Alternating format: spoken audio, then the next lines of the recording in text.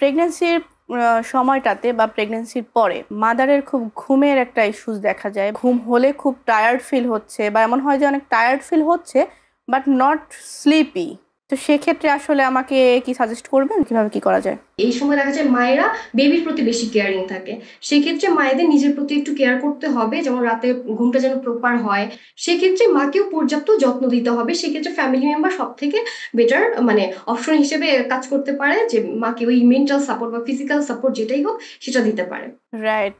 এখন একটা পার্সোনাল কোশ্চেনে যাব, আপনি কি মা একজন, মানে আপনার কি বেবি আছে?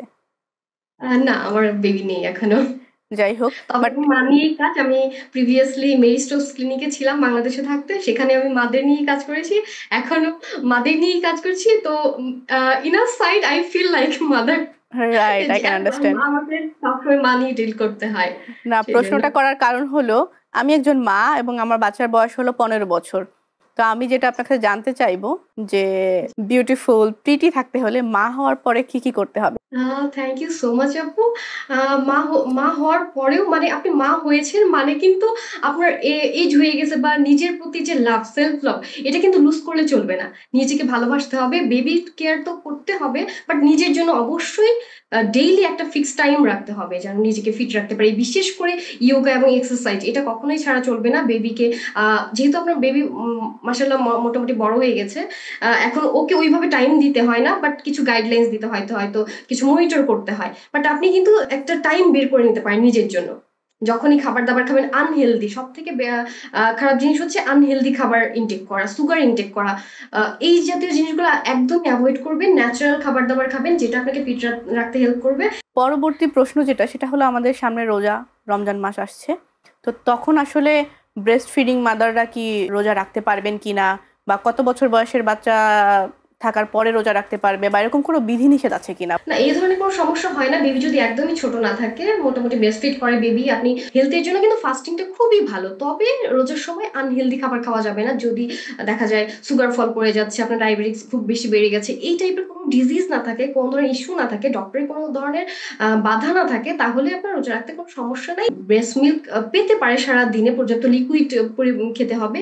ওই জিনিসটা আপনার রাতে ব্যাকআপটাই সেহরি এবং ইফতারে ওই জিনিসটা ব্যাকআপ করে দিতে হবে। তো আপু, আপনার কি কোনো কোশ্চেন আছে ফিটনেস নিয়ে? আসলে আমি দুইজন বেবির মম, আমার দুইজন ছেলে বাবু আছে। তো আমার অনেকগুলো প্রশ্ন, এর থেকে আমি দুটো প্রশ্ন করব।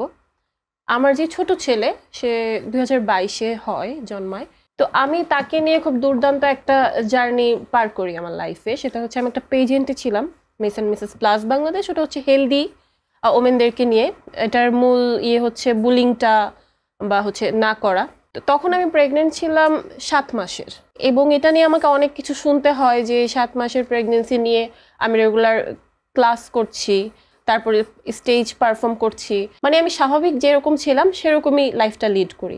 ওই ফ্রেজটা আমি পার করে এসেছি। কিন্তু আমার প্রশ্ন হচ্ছে, আমার একটু ক্লান্ত লাগতো দুপুরে খাবার পর 3টা-4টায় আমার ক্লাসে যেতে একটু ক্লান্ত লাগতো, কিন্তু আমি সেটা এনজয় করেছি। কিন্তু আমার আশেপাশে যারা অনেক বেশি অরিড ছিল যে বেবির কোনো ক্ষতি হবে বা আমি হয়তো বা কাজটা ঠিক করছি না, তো এই জিনিসটা নিয়ে আপনি কি বলবেন? আচ্ছা, আমি আপু থ্যাংক ইউ সো মাচ। আপনি এত কিছু ওভারকাম করে এসেছেন লাইফে, অবশ্যই আপনি অ্যাপ্রিসিয়েশন পাওয়ার যোগ্য। আর আমি আগেই বলেছিলাম যে প্রেগনেন্সি কিন্তু কোনো ডিজিজ বা সিকনেস না, এটা লাইফের একটা নর্মাল একটা পিরিয়ড, যেখানে আপনার সিকনেস বা কোনো ডিজিজ ভেবে আমি বাসায় বসে থাকবো এরকম না। প্রথম 3 মাস কিছু কমপ্লিকেসি থাকতে পারে, সেই সময় একটু কেয়ারফুলি চলা উচিত, বাট আফটার 3 মান্থ বা সেকেন্ড ট্রাইমেস্টার থেকে আপনি একদম নর্মাল লাইফ লিড করবেন, এটা তো কোনো সমস্যা নেই। ইভেন এখন তো প্রেগনেন্সি ইয়োগা এক্সারসাইজ এগুলোকেও এনকারেজ করা হচ্ছে মায়েদের জন্য, যে হালকা ফিজিক্যাল অ্যাক্টিভিটি করা উচিত। হ্যাঁ, এতে মা বেবি দুইজনই ভালো থাকে। মা যদি মানে সবকিছু ওভারকাম করে এই যে ফিজিক্যালি এত ধরনের কমপ্লিকেশনস হয়, এগুলোর পরেও মা যদি তার স্বাভাবিক কাজকর্ম করতেছে, যে সে কাজ করছে, ক্লাসে যাচ্ছে, এই জিনিসগুলো আসলে অ্যাপ্রিসিয়েশন পাওয়ার যোগ্য। এটা খুবই ভালো কাজ, এটা অবশ্যই করা উচিত। থ্যাংক ইউ আপু।